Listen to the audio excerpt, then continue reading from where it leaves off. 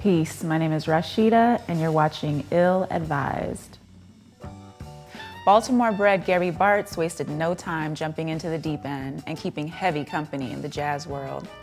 The year was 1958, and an 18-year-old Bartz ventured to New York City to attend Juilliard.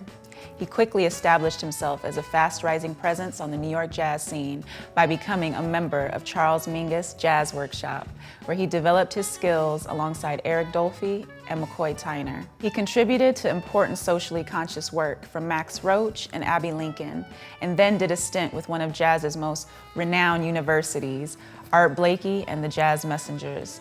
In 1968, he joined McCoy Tyner's Expansions group while also making his debut as a leader on Milestone with the Libra album. Gary joined up with Miles Davis in 1970 as a key member of the Bitches Brew Band. Their groundbreaking performance at the UK's Isle of Wight Music Festival that same year would form the basis of Miles' live Evil album. At the time, Bartz had been recording and releasing music of his own along with his own band.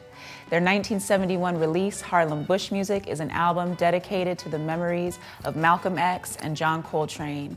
After several milestone releases, he switched to the NYC jazz label Prestige and hooked up with the Mizell brothers, Larry and Fonts, who were at that point making serious waves with their sky-high production setup. The result of this was the classic The Shadow Do, one of Gary's most sought-after records. Younger listeners will immediately recognize the distinctive two-bar phrase in Gentle Smiles, around which A Tribe Called Quest's Butter hinges.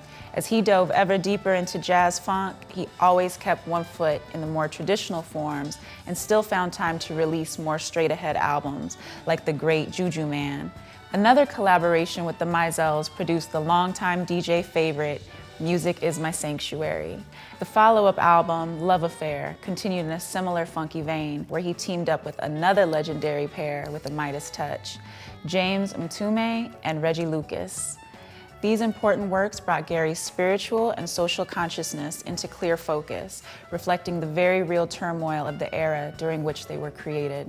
The list of samples later taken from this entire era of Gary's work is very long, including such notables as Black Sheep, Jurassic 5, Casual, RPM, Warren G, Photex, Static Selecta, Chi Ali, Third Base, Showbiz, Z-Trip, Young Disciples, and many more.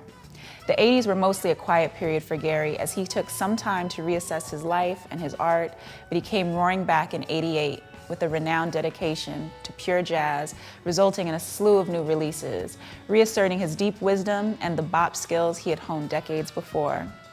His busy touring and recording schedule into the new millennium reestablished his deep jazz credentials, even as another generation of DJs and hip-hop producers discovered the untold riches contained in his back catalog.